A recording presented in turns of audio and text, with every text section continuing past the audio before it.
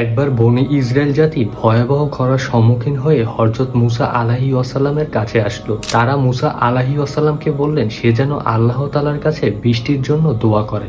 মুসা আলাইহিস সালাম সবাইকে নিয়ে একটি মাঠে উপস্থিত হয়ে আল্লাহ তাআলার কাছে বৃষ্টির জন্য বিশেষ দোয়া করে।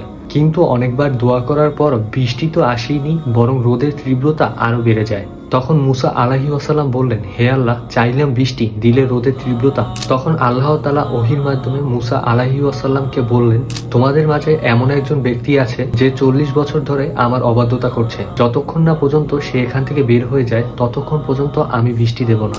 এই ঘোষণার কথা হযরত মুসা আলাইহিস সালাম সবাইকে বললেন এবং তিনি নির্দেশ দিলেন যেন সেই ব্যক্তিটি সেখান থেকে চলে যায়। কিন্তু গুনাহগার লোকটি ভাবলো, এখন যদি সে সবার সামনে থেকে বের হয়ে যায় তাহলে বিশাল লজ্জার সম্মুখীন হবে, আর যদি না বের হয় তাহলে আল্লাহ তাআলাও বৃষ্টি দিবেন না। তাই লোকটি নিশ্চুপভাবে কাঁদতে কাঁদতে আল্লাহ তাআলার কাছে তওবা করলেন যেন আল্লাহ তাআলা তাকে ক্ষমা করে দেয়।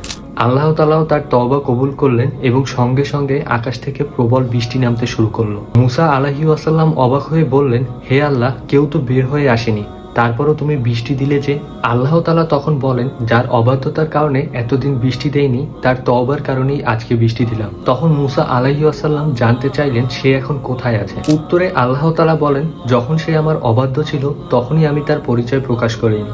এখন তো সে আমার কাছে তওবা করেছে, তাহলে আমি কিভাবে তার পরিচয় প্রকাশ করব? এই ঘটনা আমাদের শেখায় আল্লাহ তাআলা কোনোদিন তার বান্দাদের ধ্বংস চান না, তিনি চান যেন তারা ফিরে আসে। ধন্যবাদ।